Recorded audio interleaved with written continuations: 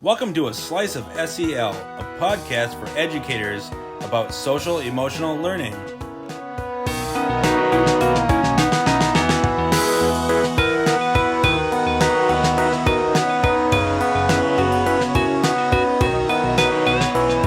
Welcome to A Slice of SEL. We're the SEL services team at the St. Croix River Education District. I'm Nick. I'm Rye. And I'm Courtney. So with students back in school buildings, we decided to focus the podcast on classroom management fundamentals that are going to get teachers a lot of bang for their buck right now.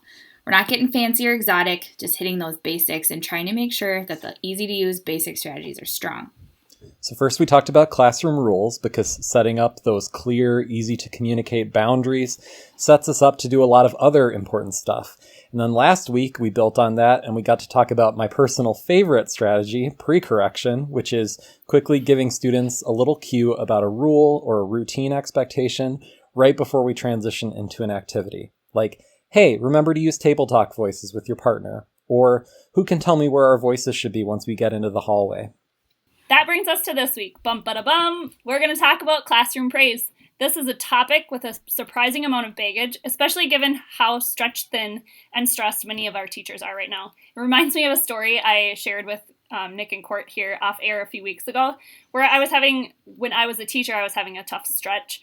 And someone came in to observe and they made a remark suggesting that I praise the student more that they were observing. And I just remember looking at that person with just daggers and because I was feeling just so emotionally exhausted. And that was just such a trigger for me. So without spoiling the whole podcast, I'll just say I encourage you to keep listening. We're not just going to say, hey, if you just corrected Christopher, make sure you say good job 5 times quick. So you got to keep up that 5-to-1 ratio. Simple as that. The odd name of this episode is hopefully a cue and a clue that we are going to go a little bit deeper than that and talk about how praise relates to other things we do to create positive relationships with students. So stick with us. But before that, let's talk about what's filling our bucket this week. Court, do you want to go first? Yeah, I'm going to steal Rye's usual, the weather. It is so gorgeous and warm out. I am just loving the sound of the snow melting and more birds chirping and the sun coming up earlier. It's just awesome. Yeah, it's a wonderful time of the year.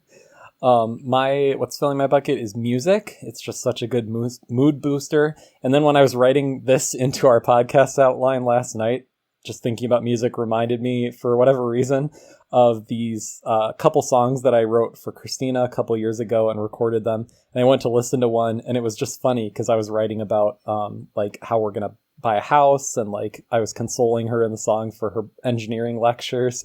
And I'm just happy that A, we have a house now, and B, I'm just proud of her because she's an engineer now. Oh, that's so cute.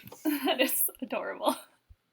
Mine is a little bit bittersweet. Yesterday, I sent an email just letting my districts and my team know that I am not returning to Scred next year. In my role, I'm pursuing my grad program to become a school counselor. So I sent that email and I just got a bunch of responses and sweet well wishes from all the people that I work closely with, and it was a little bit of a bucket dumper, but also a bucket filler because it was so sweet. I mean, it really is a bittersweet thing that's happening. So we are gonna miss you. Yeah, that's how Courtney and I feel, extremely bittersweet, but we're really excited. Hey, I guess there's a podcast opening. You're going to be an amazing school counselor, Rye, and I bet you got a bunch of emails because people love you. Oh, thank you guys. Well, as hard as it is, we're going to shift to our main topic. So classroom praise. We mentioned that there's some baggage with this topic, and Rye shared her personal experience in the intro. I've kind of had a similar experience that I was thinking of prepping for this episode. At the special ed behavior focused school that I worked with, one of the student groups that I got was a class with most of our middle school boys, and that was a tumultuous mixture, to say the least. And the first time I had that group, I knew it was probably not going to be very easy, and I had an activity I thought they'd be really into.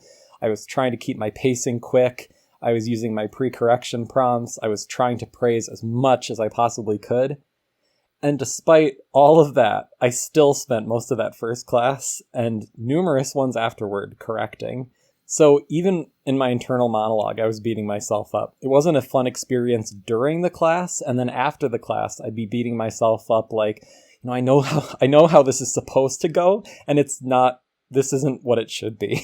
And without diving down a deep rabbit hole, that does remind me of one of the self-care episodes we did where we were talking about unkind stories. Because, it's a tricky thing to hit that balance of like holding yourself accountable and trying to do better, but also acknowledging when you're trying hard and giving yourself grace when things aren't amazing. Anyway, not diving down that rabbit hole. Anyway, that made me start to think about something that our friend, who we've mentioned a couple times, a former teacher and current instructional coach guru, Elena Aguilar, wrote about. She asked this question: what kind of gap are we dealing with here? And she offered all these different types of gaps, such as knowledge gaps, skill gaps, will gaps, capacity gaps, etc. And I was reminded of that because in my story that I just shared, I did not have a knowledge gap or a skill gap. At least I don't think I did. I knew my knowledge was there. I knew why praise was important. And I also felt pretty fluent and comfortable giving praise at that point. I think in that situation, I had a capacity gap that I needed to problem solve and figure out how to close. Yeah, Nick, and that makes me think of being in trainings before where it felt like the presenter was just working at that knowledge or skill gap. They're presupposing like, hey, these teachers don't know praise works and it has all these great effects, so let's fill that knowledge gap and we'll be good. Or, hey, these teachers aren't fluent in providing praise. Let's practice that and fill that skill gap and then we're all good. Am I saying that those gaps are never there? No.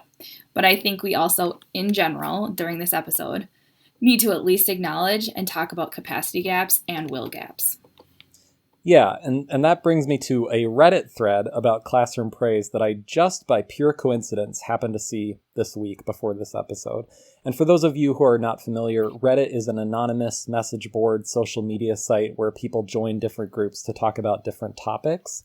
And this was in the science group, and someone posted a research study about classroom praise. Like I said, pure coincidence. And I quote, this was the title: "When teachers offer positive encouragement to disruptive students, rather than focus on negative behavior, which is what they typically do, it not only reduces the disruptive classroom behavior, but improves academic and social outcomes, suggests a new randomized controlled trial." Now, this turned out to be a classic internet case of someone doing a very poor job summarizing a research study. Classic internet thing. It was actually the study about way more than just classroom praise, and their description of it was very misleading. And I also think some folks just misunderstood even what that headline was saying, because they were thinking it meant, hey, you should be ignoring all the disruptive behavior and only focusing on acknowledging the positive behavior. And that's not what the study was about, and it's certainly not something that we'd advocate for on this podcast. I mean, there is, quote unquote, you may have heard of planned ignoring. It's one strategy that you may have heard of, but we'll get into that next week because we're actually going to talk about responding to misbehavior and correction strategies next week. But without diving down that rabbit hole, suffice to say, praising appropriate behavior and holding students accountable for inappropriate behavior are two very different things, and embracing one does not mean that we're giving up on the other one. Yeah, back to Reddit though. Court and I are going to take a minute and just read a few of the comments that teachers left about this study and about this topic. First, the first comment is, "This is like old news to teachers." Next, "This has been a well-known practice for a while. Stop assuming teachers are jerks." The next one, "I'm an elementary school teacher. This is what I was trained to do and I try my very best. But darn, it's so hard." Next, "What makes it hard is doing it for 30 kids all at once. These articles make a great point, but generally they miss the enormous obstacles it takes to implement such strategies in real life." And last, "A lot of these kids just want attention. Giving them attention for negative behavior reinforces that negative behavior because it will get them attention. Focusing on positive behavior, even if it's small, will likely cause the kid to seek positive attention." So Ryan, Court, you can probably see how this led me to thinking about capacity gaps, the thing we were talking about before we read those quotes. And I think capacity gaps, i.e., I don't have enough time, and skill gaps, this feels awkward for me, it doesn't flow off the tongue for me. Both of those can lead to will gaps, I think, like a will gap, like I don't want to do this. or even something I sometimes call like a fake knowledge gap, where we're very eager to dismiss research because it creates this uncomfortable tension for me to see that research, because basically it's like, well, theoretically I'm being told that this is the bee's knees, but I'm desperate and I don't have enough time for it, so I'm less and less enthusiastic about trying to do it. And that's painting with a broad brush, and it's just one illustration of what some out there might be experiencing. But I think it's just an illustration that, hey, these will and capacity gaps are worth addressing in addition to the skill and the knowledge gaps around praise. And we're not going to be able to solve all of that in this podcast episode, but we're going to try our best. But before we get too far away from those teachers' comments, I want to tackle a knowledge gap for a moment and just explain why praising expected behavior is a good idea. The last teacher put it pretty perfectly. So attention is a powerful force in human behavior. If I do something and it gets me attention, for most people that's going to be a reinforcer. And what we mean by reinforcer is they're more likely to repeat that behavior again. The behavior was then reinforced. Basically, like, ooh, that worked out really well, is deep down what our brain is saying to itself. So kiddos are going to test limits, do things that we don't like, and find their own ways of getting attention. We also mentioned accountability earlier. And we have to hold students accountable when they break classroom rules and disrupt learning. And even if we are really good at the, say the planned ignoring strategy, there are certainly limits to a strategy like that. So suffice to say, when push comes to shove, there are situations where a kid is definitely going to get some attention from adults as well for misbehavior. So if we're unable or unwilling to intentionally, proactively direct our attention to appropriate behavior and encourage it, naturally we're likely to end up in a vicious cycle where mostly the inappropriate behavior is the only thing that's receiving attention. And that's where we find ourselves correcting quite a bit, and we are exhausted and feel like we're wasting our time and the class times, kind of like my story and Nick's story. Right. So that's one big reason why, logically, we want to pepper and praise as much as we can manage. So let's run through a few examples of what it sounds like so we're being concrete. First, there's general praise, for example. Hey, great work, man, or nice job. There's also what they call behavior-specific praise, where we do the same thing, but we're specific about what was good. Here's some examples that a teacher offered on that same Reddit thread that I mentioned earlier. Hey, Jimmy, great job sitting still. I like how you're controlling your body, showing respect. Hey, Sally, thanks for being ready for class. I can tell you're ready because you have your materials ready and you're looking at the front of the room. Nice job, Tim. I noticed you wanted to get up and run, but you held back and waited your turn. Wow, Alex, I know waiting is hard for you, and I saw you stood in line the whole time without getting upset. So those are pretty elementary sounding examples. Some that I've used that I just came up with off the top of my head. Some that I've used with older students, for example, are like after a corrective interaction. I know I've said like, hey man, nice job working through that and staying calm. Proud of you. And another one, after I've posed a question to the whole group and I'm doing wait time, just sitting there waiting for a student to raise their hand and respond, I might say like, Sarah, thanks for raising your hand and rescuing me. And then there's praising a student in front of other adults. A prime example of this is just a positive call or text home. My personal favorite was a text because they were fast to send and I didn't get into a situation where I couldn't predict how long the call would be. Another example, oh my gosh, Miss Wyndham, have you seen Beth's coloring sheet? Beth, go show her. She worked so hard on this, Miss Wyndham. Isn't it so great? There's also praise we give to a whole group. So for example, if one student had a big disruption and the rest of the group's ignoring that distraction and not feeding into it, you might say, hey, you guys are doing such a great job ignoring distractions and staying focused. I'm so proud of you. I've had to get that one out really fast plenty of times. Another example, say during partner work, hey, y'all are doing a great job keeping your conversations at a good volume. It's easy to focus in here and talk to people who have questions. So just assume for a second that we've got the time, the capacity to give praise.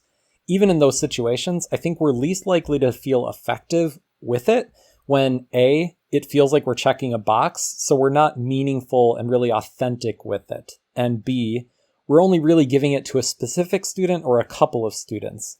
And typically those two things that I just mentioned are most likely to happen, I think, when praise isn't a habit of mine and I'm under some kind of external pressure to praise one or a few struggling students.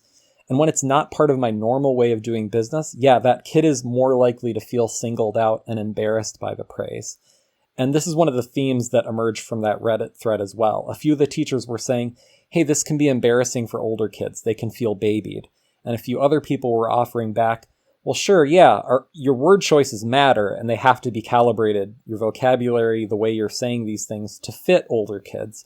But even older kids are generally cool with praise and they appreciate it if A, they think that you mean it and it feels authentic, and B, if you spread it around the whole group and it's not something that you're only doing for one or two students. Yeah, and we also talked about in those examples we gave how you can give praise to the whole group. You can also, yes, praise students pretty discreetly. When students are working independently or in small groups, that's a great time to rotate around and find opportunities for praise when you're standing near a student.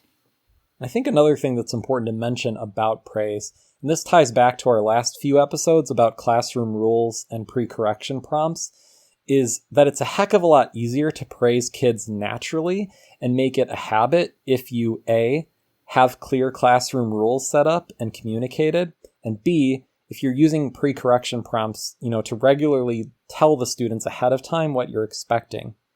So if I've got those classroom rules that aren't just living on a piece of paper on the wall, they're a meaningful part of our day-to-day classroom life, I don't have to pull all of this praise out of thin air because those rules give me ideas about what to praise students for.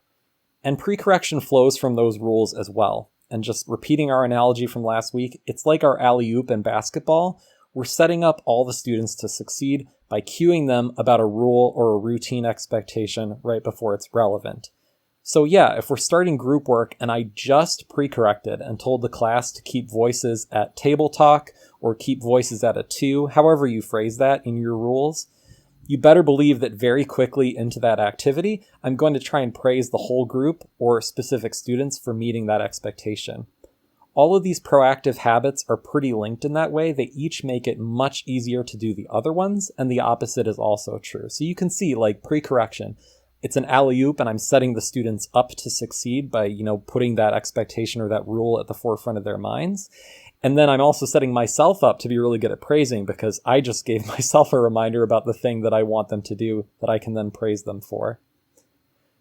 So far we spent a good deal of time jumping off of that teacher's comment in the Reddit thread and explaining why praise works, why it's important, and then we gave a bunch of examples of how it can look. This episode can't last forever though, and I think it's time that we finally explain what the title of the episode is getting at when we say happy marriages. Yeah, well, one of those cliches with conversations about praise is the idea of praise to correction ratios. I know I've heard, hey, you need to try to maintain a 4-to-1 ratio, and then 5-to-1 is probably the most popular figure I've heard.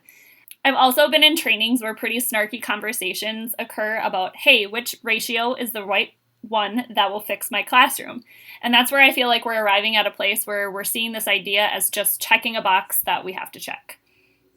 Right, and I'll say 2 things about that. I promise we are getting to the title of the episode. But number 1, that 5-to-1 ratio idea comes from research, and it's useful to some extent to be aware of it. But I think there's a hard limit on how useful it is day to day in practice. I mean, sure, I can ask a colleague to observe me and take some numbers down about my ratios of praise and correction, but practically that's not going to be feasible very often. And this next part is not based on research, to be clear, but I would bet that what might be even more useful, if I had just one opportunity for one of those observations, is kind of to flip it and just me getting to observe another teacher who rocks praise and they're really good at it and they do it all the time. And that might be an even more realistic way for me to, again, if I had like one observation opportunity, to pick up some ideas that were going to help me naturally start building this habit so I'm praising more often during my class. And that suggestion mostly came to me because I reflected back, and personally I felt a lot more confident praising students after I'd watched some teachers and paras who were really good at it, and it was a strong second nature habit for them. The number 2 thing that I was going to say about that 5-to-1 ratio is that some education researchers have encouraged thinking about that 5-to-1 ratio in terms of positive interactions to negative interactions, which is a broader concept than just praise to correction. And that, my friends, is where the title of the episode comes from, because by far the most famous researchers and authors on marriages and relationships, John and Julie Gottman, happened to have done some very famous research where they were able to predict divorce rates by monitoring the ratio of positive interactions to negative interactions in married couples. And the Gottman Institute, which is kind of their organization, is a fantastic follow on social media, by the way.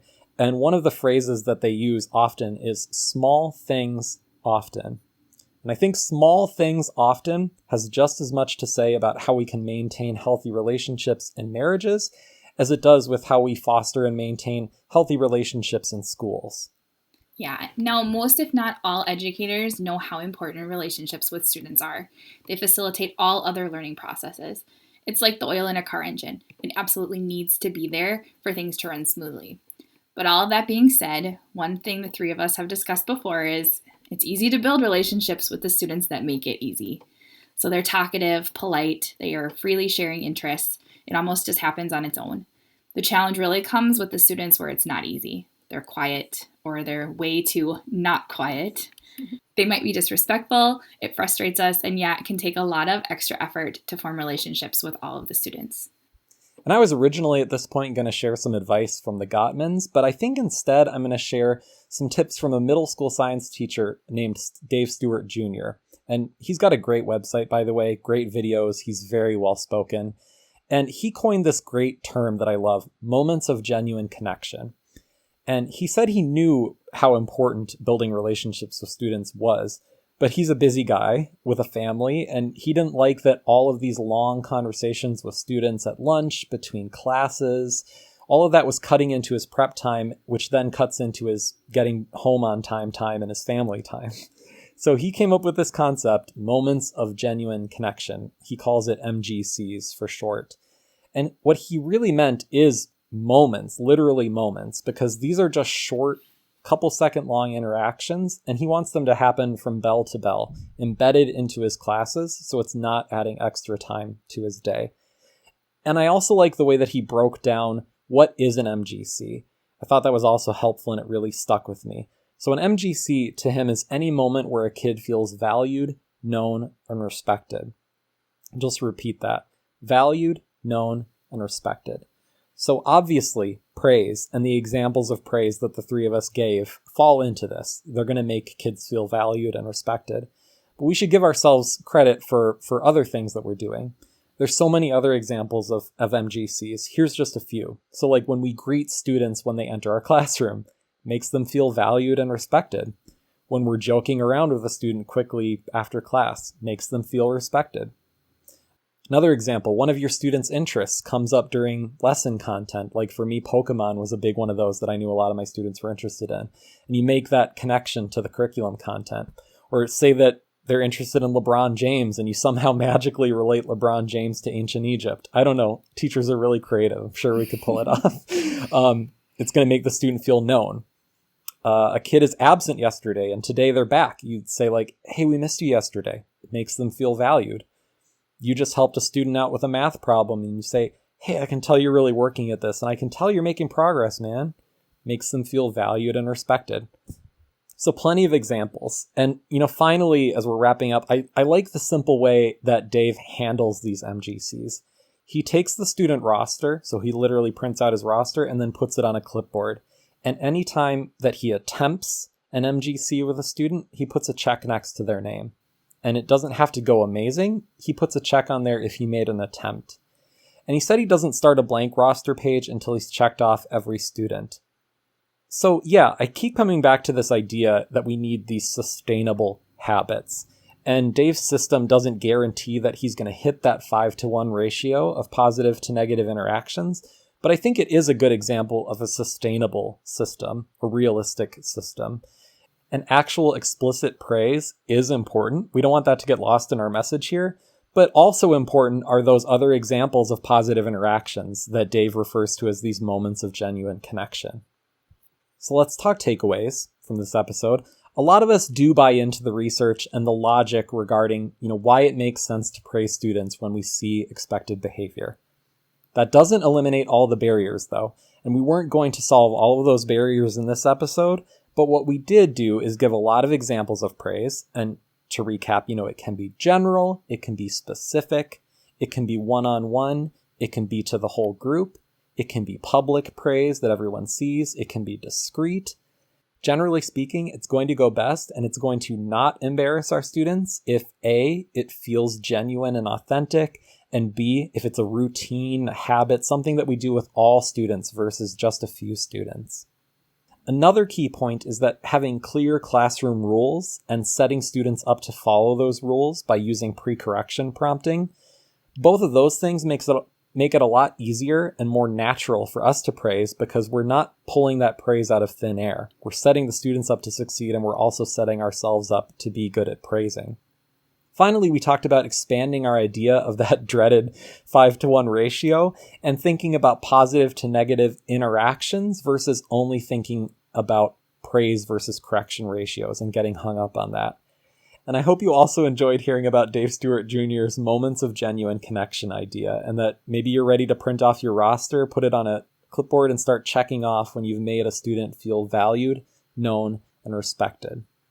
I love that. Thank you so much for spending time with us today. Make sure to subscribe, and if you're on YouTube, click the bell so that you're notified when new episodes are released each week. We'll see you when you come back for another slice of SEL. Thanks, guys. Bye.